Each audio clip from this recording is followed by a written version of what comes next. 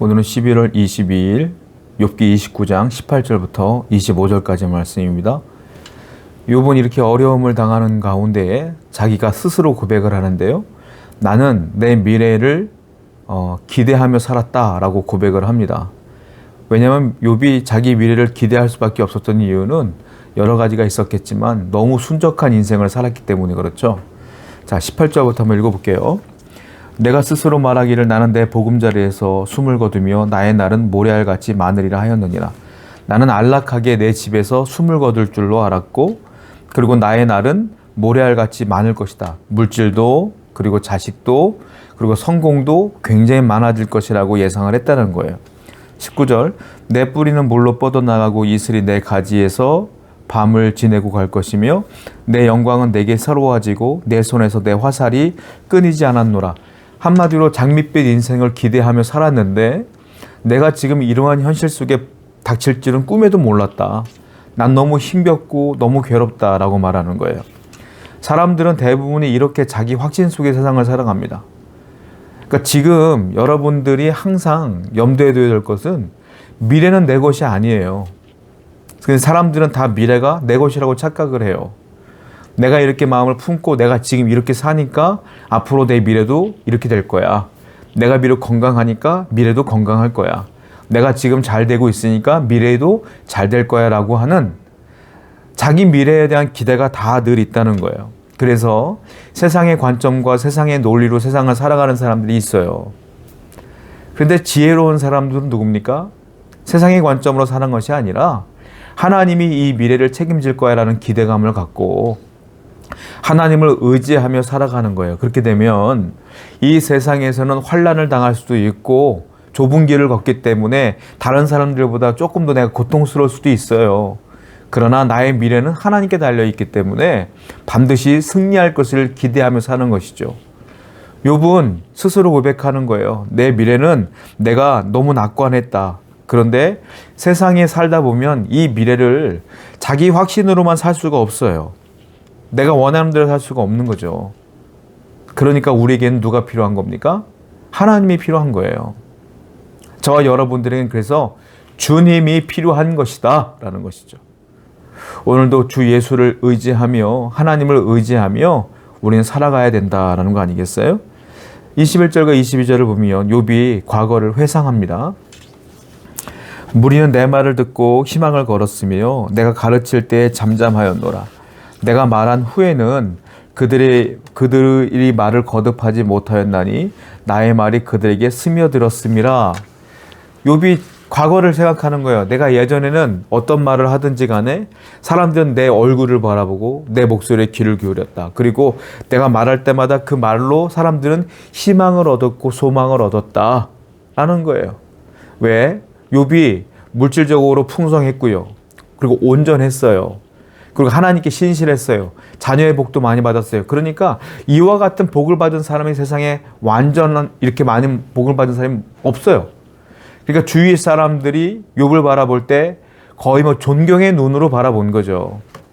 그 욥이 말할 때마다 그 말이 진짜인 것 같고 우리가 젊은 분들이라든지 이런 분들 강연 같은 데 가보면 유명한 어떤 사회적으로 유명하신 분이 강연을 하면 노트에 막 적잖아요. 아, 그분이 성공한 이유가 이런 거구나 막 적잖아요. 그런 거예요.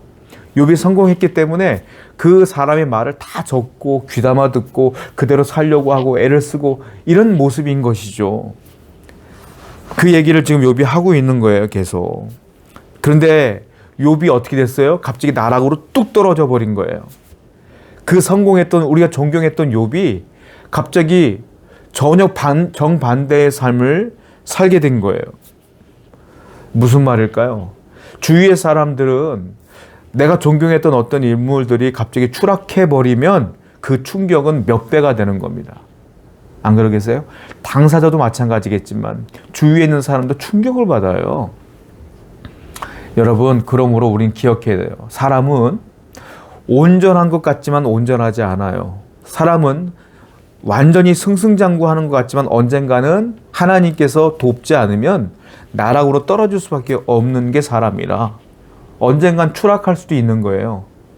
그러므로 사람은 내가 잘 됐을 때에 어깨에 좀 힘이 들어가고 자기 잘난 맛에 말이에요. 사람들을 훈계하고 이런 것이 아니라 내가 어떻게 됐든지 간에 하나님께 늘 겸손한 삶을 살아야 된다.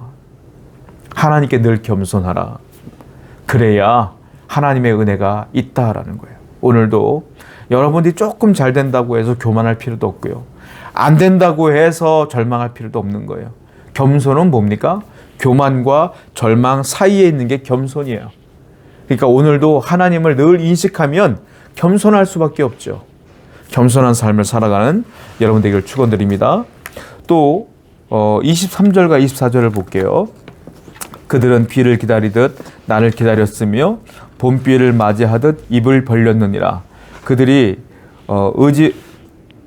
의지 없을 때 내가 미소하면 그들이 나의 얼굴빛을 무색하게 아니하였느니라. 한마디로 말하면 욥을 그 사람들이 늘 기다렸다는 거예요. 언제나 늘. 그리고 욥이 말하는 것, 욥이 얼굴 표정 이런 거 하나하나에 다 의미를 부여하는 거예요. 그러니까 욥을 사람들이 만나면 어떻게 되겠어요? 좋은 감정이니까 늘 칭찬했겠죠. 당신처럼 훌륭한 인물 없습니다. 동방의 의인입니다. 존경합니다. 당신처럼 살고 싶어요. 이런 얘기들이 쭉 있었겠죠. 욥은 그런 얘기들을 들으면서 하는 거예요. 그래서 지금 욥이 나락으로 뚝 떨어져 버리니까 그때 그 사람들이 지금은 어떻게 해요? 욥을 존경하기는커녕 비천하게 보는 거예요. 대표적인 사람 누구예요? 욥의 세 친구. 이 세 친구가 예전에는 욥을 그렇게 존경한 눈빛으로 바라봤던 그 친구들이 지금은 넌 죄인이야 회개하지 않아 하고 완전히 정죄하잖아요. 그러니까 욥은 친구들뿐만이 아니라 가족에서도 그 종들에게도 그 자기를 비천하게 여기는 그 눈빛들을 본 거예요. 그리고 혀를 끌끌끌 차면서 정말로 우습게 여기는 그 모습들을 보면서 욥은 큰 상처를 입게 되는 거 아니겠어요? 여러분, 그래서 우리는 기억해야 돼요. 사람들의 평가는 중요하지 않아요. 사람들은요, 여러분들이 잘 되면 존경하는 것처럼 보이지만 여러분들이 안 되는 순간 여러분들은 짓밟아 버리는 게 사람이에요. 사람들이 칭찬합니까? 거기에 어깨 올라갈 필요 없어요. 그 사람들은 여러분이 조금만 잘못되면 바로 비난하는 사람들이야. 사람들이 여러분들의 삶의 평가에 중심이 돼서는 안 되는 겁니다. 우리는 사람들은 몰라도 하나님을 알고 계시면 만족하고, 사람들은 나를 비난해도 하나님이 괜찮다 말씀하시면 괜찮은 거고, 하나님께서 사람들은 칭찬하지만 하나님께서 너 아니야 그거 회개해야 돼 돌이켜야 돼 멈춰 하면 멈춰야 되고, 사람들의 목소리에 귀를 기울이는 게 아니라 하나님의 목소리에 귀를 기울여야 돼요. 사람들의 평가에 좌지우지되는 게 아니라 하나님의 평가에 말씀에 입각하여 삶을 살아야 된다. 그것이 우리의 삶이에요. 오늘도 사람들에게 어떻게 하면 잘 보일까 염려하지 말고요, 하나님께 잘 보이기 위해 애를 쓰고 힘을 쓰는 여러분 되기를 축원드립니다. 기도합시다. 하나님, 사람들의 평가는 중요하지 않습니다. 사람들은 언제나 나를 배신할 때가 있기 때문입니다.